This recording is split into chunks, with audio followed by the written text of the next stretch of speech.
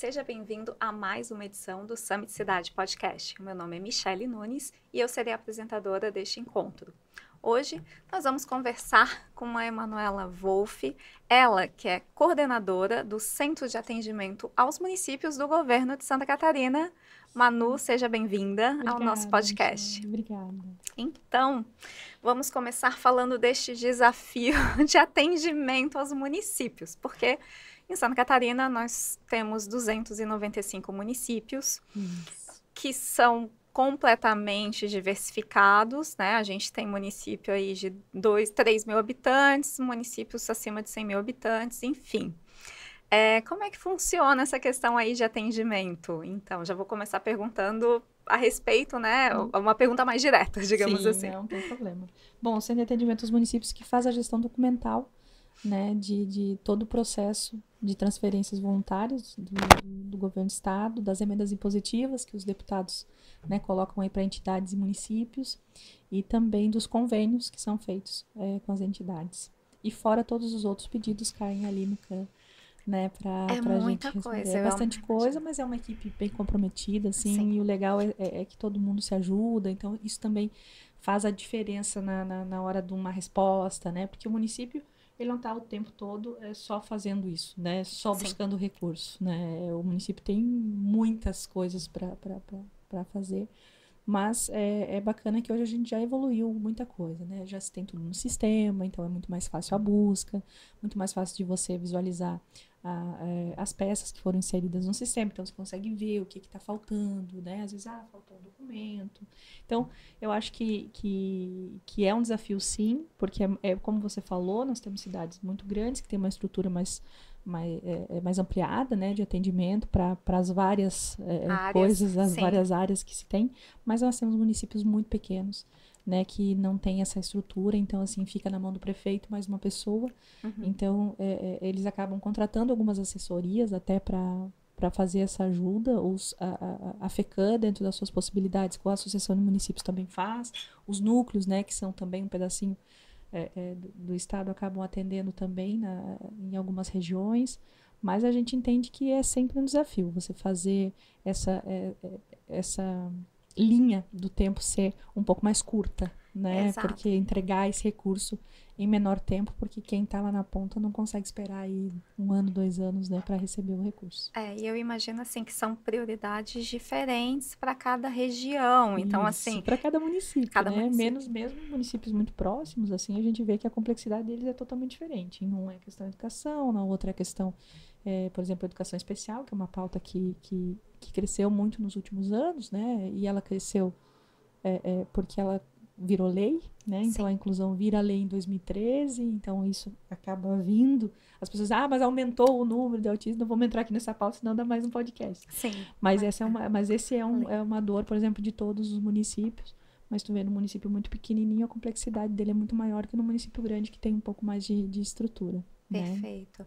E eu já, né, perguntando, queria saber, todos esses recursos, tudo que é encaminhado, isso acaba sendo colocado numa planilha, existe toda uma transparência, existem os órgãos de controle, como é que funciona? Hoje se evoluiu muito nessa questão da transparência, porque tudo que acontece está online, né? Vamos assim, por assim dizer, né? Então, sim, hoje qualquer cidadão consegue acessar, sai no Diário Oficial, né? O valor pela Secretaria da Fazenda, então, que publica o que vai ser pago naqueles próximos meses, então é muito fácil, e aí os outros órgãos de controle também, né, o Tribunal de Contas e a própria transparência do governo, é fácil de você acessar e ver quanto foi para o seu município.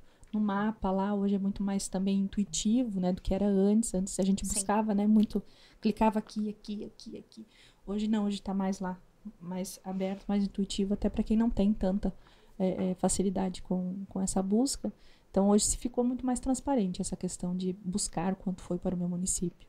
Até porque, assim, o trâmite, muita gente, mas não está vindo o recurso, só que também tem toda uma burocracia para se seguir, né? Por exemplo, exato. Um município que tiver uma conta de luz não paga, por exemplo, ele fica com uma guia chamada DART, né?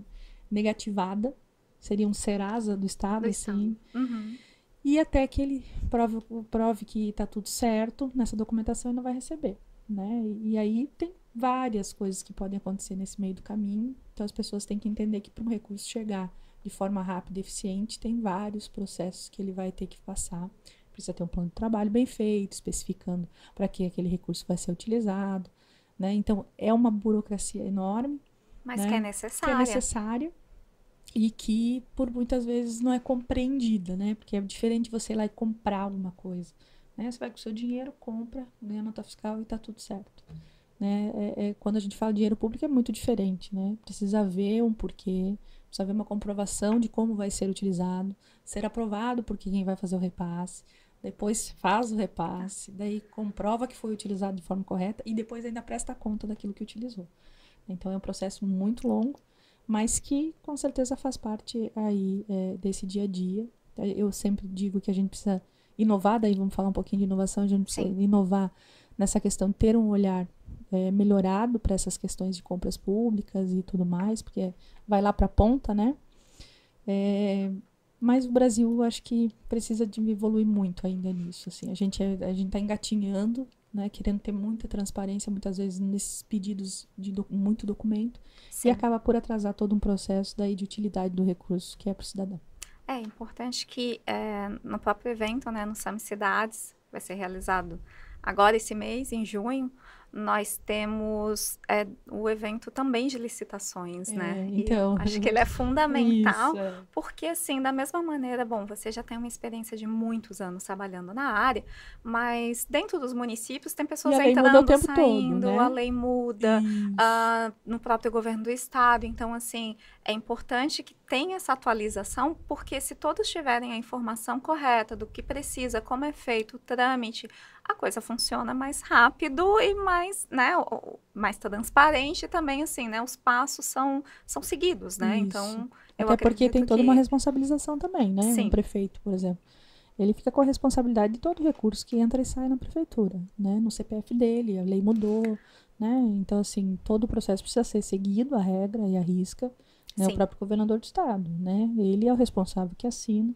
Então, por isso também seguir todos esses trâmites, né, legais. para que E não tenha é esse respaldo. isso é importante dizer, isso não é uma preferência de Santa Catarina, ou nós Não, somos iluminados por é isso. lei, Isso é lei federal, né? A gente segue aí, e todos os municípios do Brasil têm que seguir o mesmo ritmo. mesmo ritmo, Então, assim, não é privilégio nosso essa sim. burocracia. Falando especificamente de municípios, né, você tem uma ampla experiência anterior como secretária de saúde, como secretária de educação, como secretária de gabinete também, né, Isso, como chefe aham. de gabinete, que é uma secretaria em Jaraguá do Sul, que é um município referência aqui em Santa Catarina, referência em qualidade de vida e até, né, inclusive nessas pastas que foram citadas. Então, assim, como você pode ponderar essa diferença aí com toda a experiência que você tem dentro do município e agora com o governo do estado? Eu acho que os, os modos são praticamente os mesmos, né? De Uhum. atendimento e de trâmite. Mas no município você enxerga mais, né? Então você consegue ver o recurso chegando na ponta, né, quando você está lá. Sim, E assim, aqui a gente fica meio longe, assim, um pouco. Mas essa vivência de saber, por exemplo, que um recurso de saúde precisa chegar em tempo recorde lá no hospital, né? Essa experiência de saber quando eu essa estava lá do outro coincidência. lado, Exato. né? Então, Ela é muito importante, isso né? traz também esse senso de urgência que o governador tem imposto, assim, ao governo. Isso também é importante a gente frisar, né? Tem essa marcha o tempo todo acelerada, sempre na quinta, ó, precisa entregar rápido, precisa fazer rápido, né? Então, isso também ajuda com que a gente fique focado. Jaraguá do Sul tem uma estrutura de servidores muito boa. Isso também é importante para o município, né? De servidores públicos de carreira que tem bastante conhecimento, então isso também ajuda, né, na hora de você ter um trâmite mais acelerado nas suas tomadas de decisão, né? Uhum. Então, acho que isso ajuda bastante, né? E também, Jaraguá, nos últimos governos, ela conseguiu também criar um planejamento, né? Onde quer se chegar. Apesar que a gente teve aí uma mudança muito grande no número da população, né? Então, teve um aumento muito grande no número da população. Então, é nesse exato momento que eu acho que a gente tem que ter um olhar muito apurado nessa questão do planejamento para não acabar não se perdendo todos esses pontos de qualidade que a gente conseguiu nos últimos anos, né? Porque antes, onde você tinha uma escola com 700 alunos, ele passa a ter 1.100 alunos. Com certeza a qualidade daquela escola não vai ser a mesma quando tinha 700 alunos. São professores mais estafados, são salas de aula mais cheias, são merendeiras que acabam tendo que fazer mais alimentação. Então, você tem uma superlotação. Estou falando de uma escola para tentar exemplificar, né? Então, é necessário, sim, que se tenha esse olhar que a cidade cresceu de uma forma muito rápida, né? Então, vai ter que ser feito concurso público, vai ter que ser repensado a questão orçamentária, de forma a os investimentos estarem com um olhar focado nessa área social também, né? Porque quando vem bastante... Eu sou de fora, por exemplo, né? Moro em Jaraguá já há muito tempo, mas igual a mim, muitos outros vieram. Sim.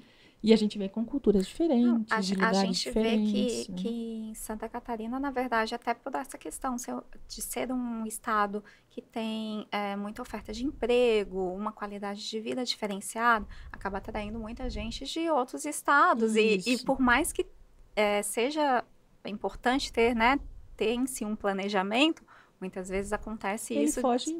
O planejamento talvez populacional, que seria para 2024, vamos falar desse ano, né? Ele já está em 2030. Exato. Isso. E aí algumas complexidades que antes não eram um problema acabam sendo um problema. Sim. Então é importante sempre estar muito atualizado, né? De que forma ter o planejamento, saber onde quer chegar, mas também durante ele fazer essas mudanças de rotas necessárias para que se tenha uma cidade sob controle.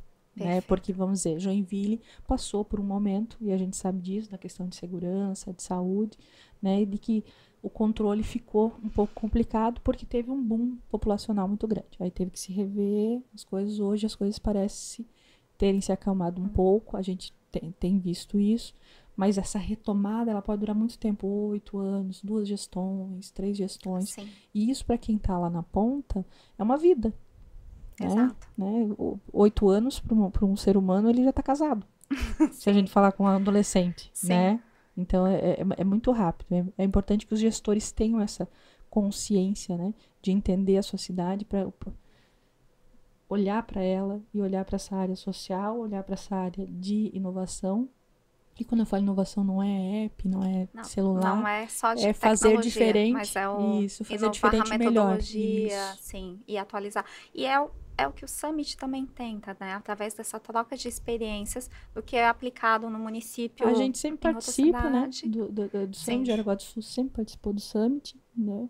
Eu já palestrei algumas vezes, sempre tive alguma participação, assim, eu gosto muito desse tipo de evento, gosto dos eventos que a FECAM também faz, porque é o momento de você sentar de secretário para secretário e dizer, olha, como é que tu está fazendo lá agora que mudou o cartão do Bolsa Família? Né? Como é que tu está recadastrando? Dando um exemplo aqui da assistência social, né? Ou para um secretário de saúde, como é que você está fazendo com a dengue lá no teu município? Então, essa troca, isso é muito de Santa Catarina. Né? Santa Catarina gosta de fazer essa troca, não tem problema em receber um outro município para dizer como é que ele está fazendo a sua boa experiência. Sim. Né? E eu acho que isso nos faz diferentes. Se a gente for fazer, te respondendo logo que você perguntou que Jaraguá do Sul tem, eu acho que é isso. Jaraguá gosta de fazer essas trocas de experiência, a gente recebe e também visita outros municípios para tentar entender de como a gente pode melhorar. Eu acredito que algo que também deve fazer a diferença, que pelo menos a gente tenta aplicar no Summit Cidades, essa questão de união entre o gestor público, o meio empresarial e a academia, que a gente vê também bastante lá em Jaraguá do Sul, né? Esse envolvimento todo dos setores, porque afinal de contas, e da sociedade, claro, né? É o que faz movimentar uma cidade, né? Muitas vezes depende dessa união, dessa parceria, e é o que a gente tenta atrair aí no Summit. Então, Jaraguá do Sul tem por virtude, né, de ser uma cidade de muito voluntariado. Sim. Nós temos muitos voluntários em Jaraguá. Eu digo que quase todo mundo, de alguma forma, em Jaraguá faz algum tipo de voluntariado. E isso faz da cidade, sim, algo diferente, né? Porque as pessoas se envolvem com a cidade, O seu Egon né? dizia o seguinte, ele foi um dos fundadores da VEG, né? O E da VEG. O seu Egon dizia que a cidade precisa estar bem para os funcionários estarem bem. Sim. E para a fábrica produzir melhor, não é bem assim a frase, mas o contexto dela é esse. Então, assim, ele dizia que se os colaboradores estão bem, né? Então, hoje a VEG é um dos maiores voluntariados que nós temos em Jaraguá. Eles têm um setor de voluntariado dentro da VEG, né? Então, todo funcionário, de alguma forma, presta algum tipo de voluntariado. Isso entra dentro do ESG, claro, a gente vai entrar em outras pautas, mas que é necessário para uma empresa estar saudável, né? Porque ela sabe que um funcionário que faz voluntariado é um funcionário mais feliz, é um funcionário que se sente mais ativo. É um funcionário que se envolve com as questões da comunidade. E dando um exemplo só da VEG, que é uma das nossas maiores empresas, e arrecadadoras até do Estado. Então é importante a gente dizer que tem essa humanização dentro da empresa. Exato, que não é algo que acontece só nas empresas menores, entre os MEIs, que a gente já sabe, né? Mas que sim, que existe um olhar também para empresas do porte, né, de uma multinacional como a VEG e tantas outras. E isso faz Jaraguá ser diferente. Por exemplo, quando há discussões sobre educação, quando há discussões sobre mobilidade, né, a Associação Empresarial tem um papel importante, e o próprio CDL, que é os lojistas, que daí engloba também a APEV, que são os micro e pequenos empreendedores. Hoje a gente não fala tanto assim, fala empreendedores, né? Sim. Mas todos, né, a academia também. Então, a gente acaba discutindo essas pautas em conjunto.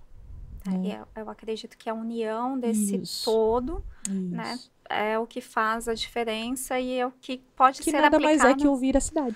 Exato, né? Ouvir a cidade. Que é o que pode ser aplicado e deve ser aplicado em todas as cidades, na verdade, né? Esse envolvimento que existe. Porque ele perpassa a política, né? Porque a gestão pública, ela perpassa a política. Porque a cada 4 anos pode ser que ela mude ou não, né? O partido de quem está à frente, mas a gestão pública não. Ela continua a prefeitura municipal. Exato. Né? Então... E quando a gente faz pela cidade, colabora de alguma maneira, a gente se sente parte também daquele todo, né? Tem uma questão de sustentabilidade nisso, né? Sim. Quando eu olho para a minha cidade como uma cidade mais acolhedora, como uma cidade com mais qualidade de vida, quando eu olho para a minha cidade onde as pessoas caminham mais a pé, né? Então isso engloba várias outras coisas que fazem a cidade ser melhor ou pior. Né? A gente que está há muito tempo nisso sabe que às vezes tu vai para uma cidade, tá com a moral baixa a cidade, né? Então as pessoas acabam ficando mais tristes, a escola parece que não tá tão feliz, sabe? A gente vai, mas você vai para uma cidade que às vezes está assim, que tem mais atividades, né? Que tem mais essa conexão com a população, quando a gestão tem mais essa conexão com a população, você sente que há assim um prazer, né? De estar ali. E você diria, assim, que ouvir da população, nesse caso, também é importante, né? Precisa ser, né? Porque muitas vezes o gestor está focado num sonho que ele teve lá no início da gestão dele, né? Que podia parecer muito importante, mas que no andar da carruagem para a comunidade já não faz mais sentido. Ou que alguém prometeu lá há milhares de anos atrás e que agora já não faz mais sentido.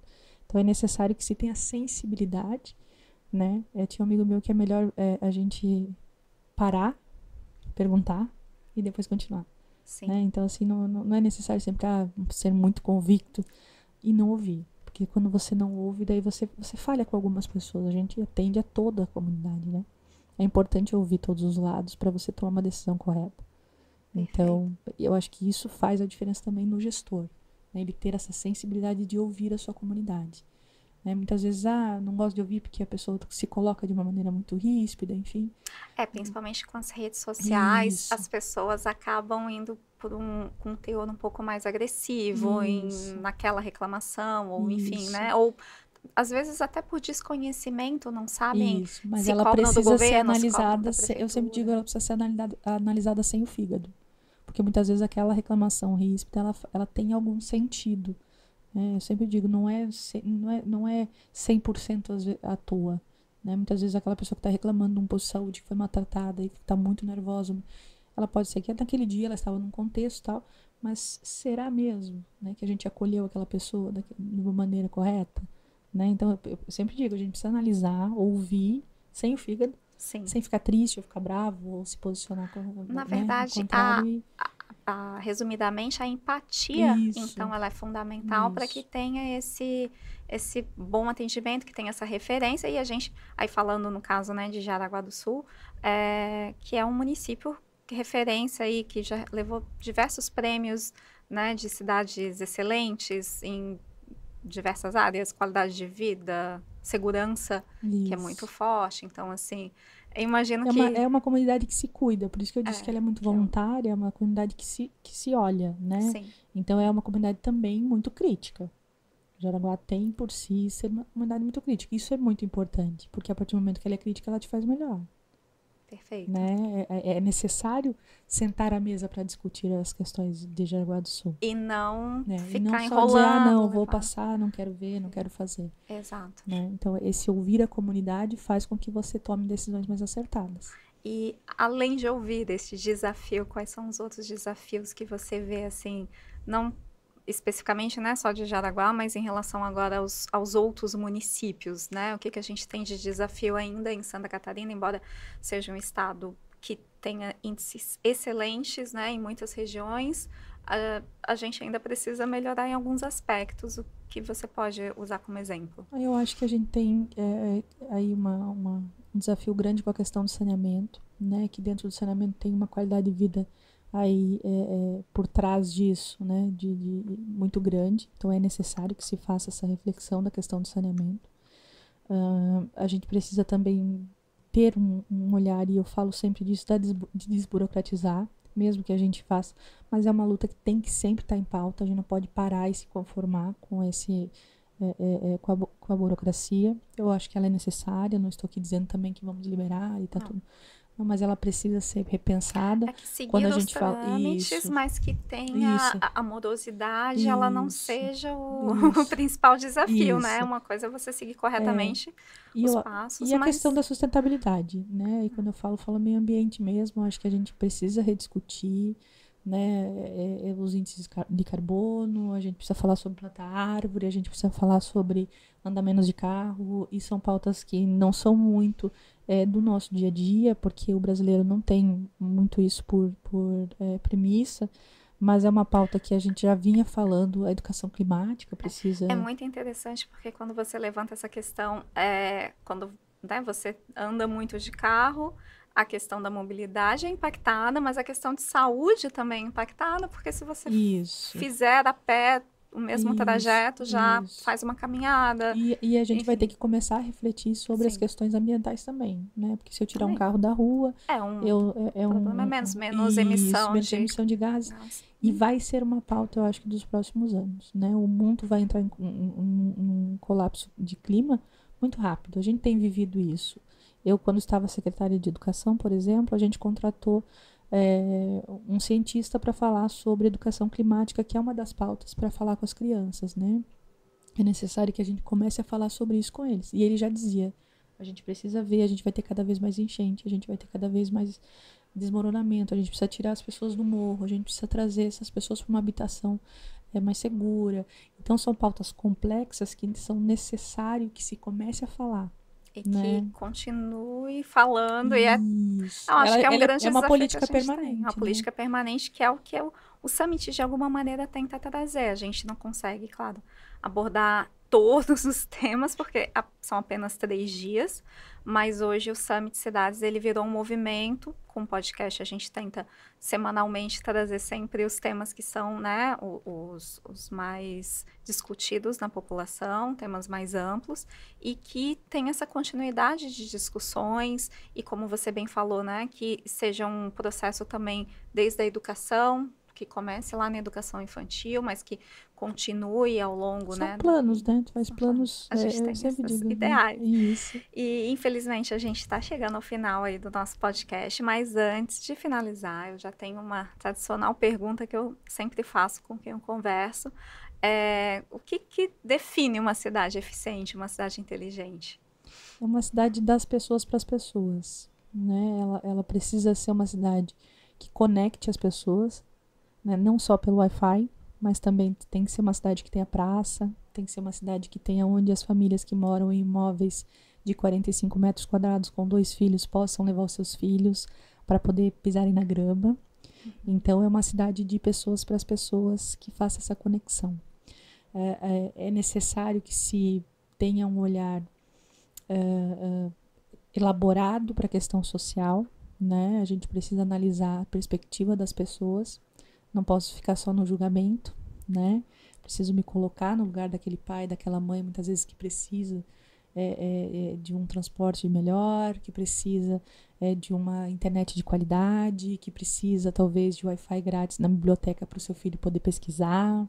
Né? Estou sendo simplista aqui na minha colocação, mas que precisa de uma escola conectada, né, com Wi-Fi o tempo todo, porque mudou, né? A educação precisa estar mais perto, não precisa todo mundo estar de iPhone 19 na mão, mas se ela for acessar, o professor for acessar alguma coisa para fazer uma pesquisa, ele precisa ter uma internet digna, que possa pelo menos baixar alguma coisa para poder passar para os seus alunos. Então eu acho que é muita coisa, né? A gente precisa refletir muito sobre isso, e a gente não pode também, na minha opinião, né? Agora eu vou ser muito...